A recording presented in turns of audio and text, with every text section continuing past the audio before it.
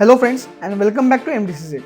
Today we are going to discuss one of the fascinating stories about from Jack Kirby's Eternals comics. I'm going to explain the story of 12th issue and its name is Unimind. Before we start this episode, if you are new to MDCZ, please be sure to subscribe to MDCZ and press the bell icon. That's how you will get all new updates of our next videos. Now without wasting your time, let's start this video.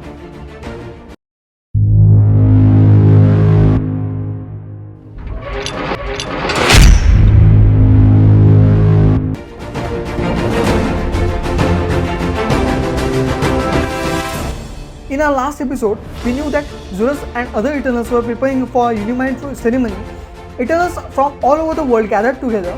Few Eternals looked confused by seeing someone popping in.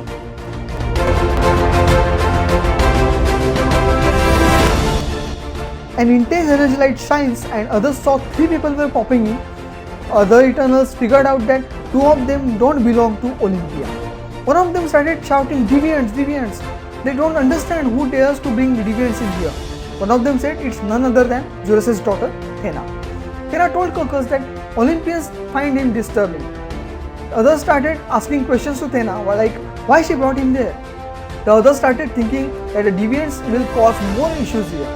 Eternal asked Thena to give an explanation for her actions. He thought that they mean those deviants will conflict with the peacefulness in Olympia. Thena told them that these guys are trouble and wanted a peaceful place, and that's why she brought them here. Girls were flirting with him. With him means ransom.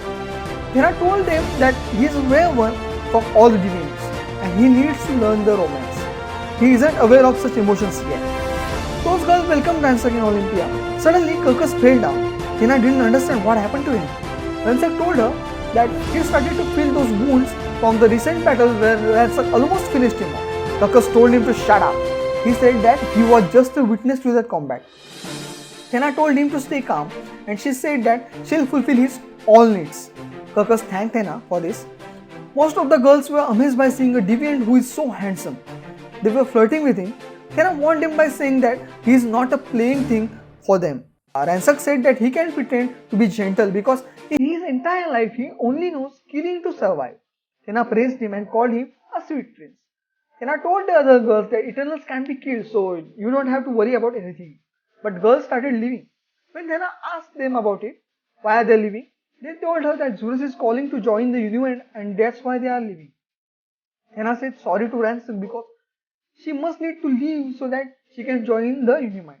She said that while you learn to live in Olympia, you will also learn to love. Ransak asked her to learn the love of life, which includes the love of all things, and having a female company also included in it. Thena explains to him that loving is caring.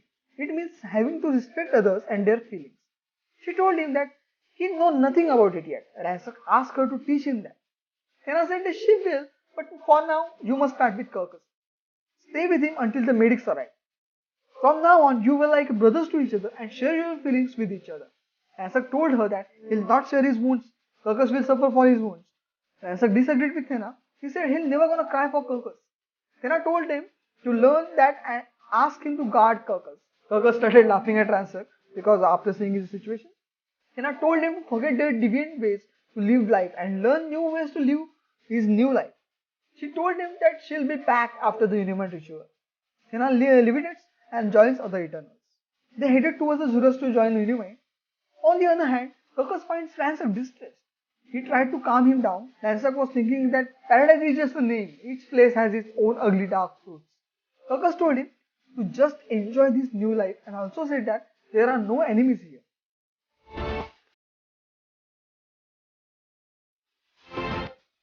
On the other Ants mountain, a giant dome was appeared in the ruins where Arishem was standing still and waiting for the 50-year judgment.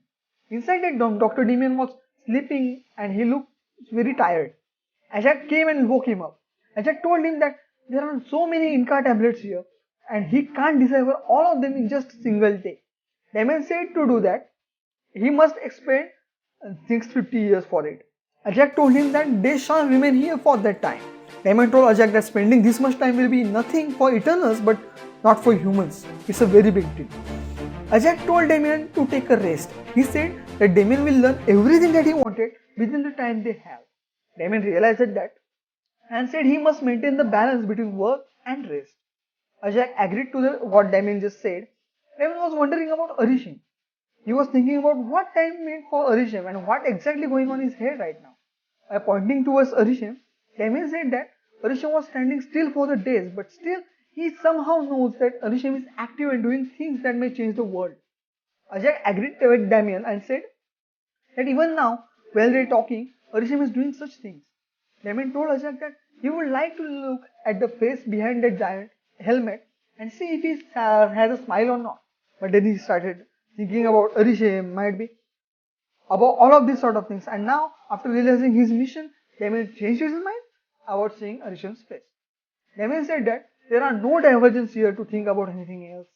Ajak disagreed with Damien and told him that this is the only place on earth where you will see lots of other things to divert your mind. Ajak showed Damien an Inca vessel from an Inca crafting. Ajak used his powers and activated that chamber. Suddenly, atoms started to reforming just like when Ajak came in that dome. After that, the wrestler came from the chamber and jumped on Ajak to attack him. Ajak told Damien to stay behind. Ajak said this is a chance to have furious sport for him. Before Damien could say anything, Ajak made his move and attacked the wrestler. Damien told him to take care about himself. Ajak told him that he is well prepared for this. Ajak used his move and threw the wrestler away. Damien was impressed by seeing a professional move from Ajak. Ajak told him that to fight like this, we need to practice, and he had it for a century. Ajak dodged each and every move of the wrestler and made him frustrated. Ajak said that this is the time to end this because it was just a demonstration. The wrestler seems disagreed with Ajak. He kept fighting with him. Damien told him that he'll never gonna stop. Ajak told him that then he'll return him from where he came. Ajak used his eyes and attacked the wrestler with the cosmic power and revert back the atoms formation as they were before. Ajak told Damien that you can turn any thoughts into that entered in you into the reality when you have an eternal with you. Damien now understands about the legend Genie in the Bottle, how he came. Ajak told Damien that he no longer need to feel lonely for the rest of his life. Damien thanked Ajak. Damien is a father and that's why he was wondering about Margot. How is she? Where is she? Like that.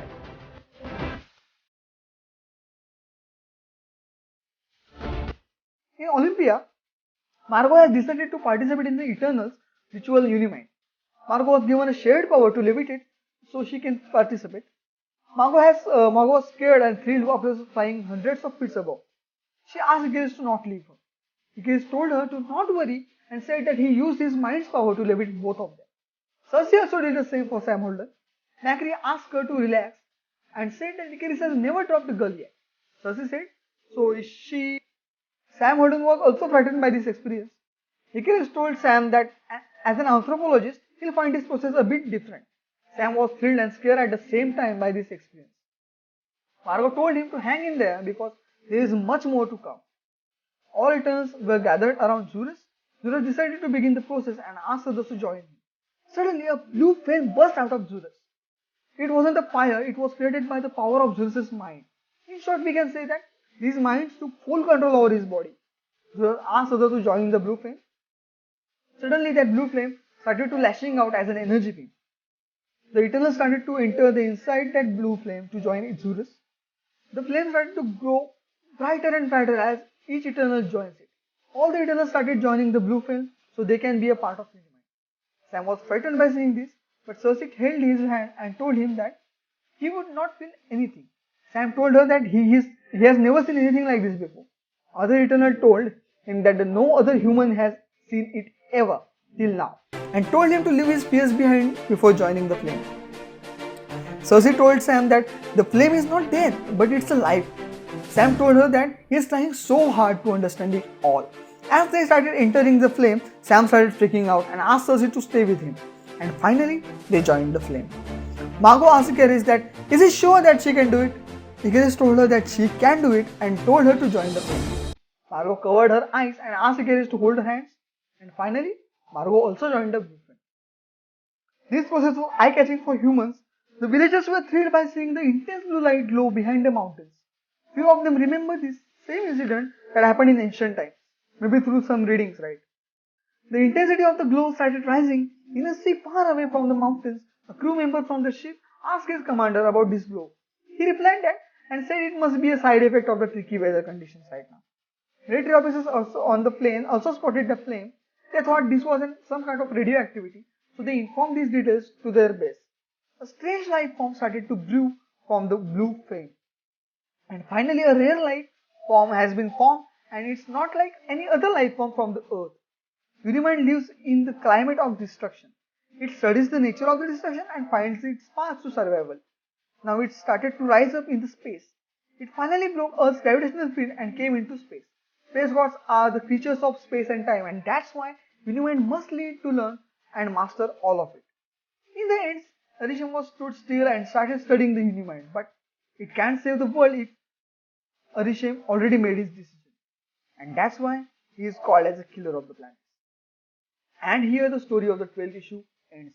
Let me tell you the short and simple meaning of Unimind, that Unimind is nothing but a single mind that contains all the thoughts of the Eternals.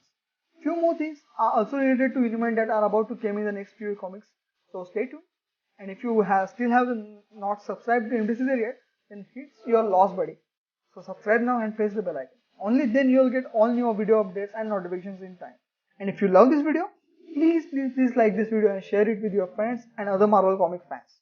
Also mention your questions related to this comic story and whatever other questions you have in the comment section below. So that's it, guys.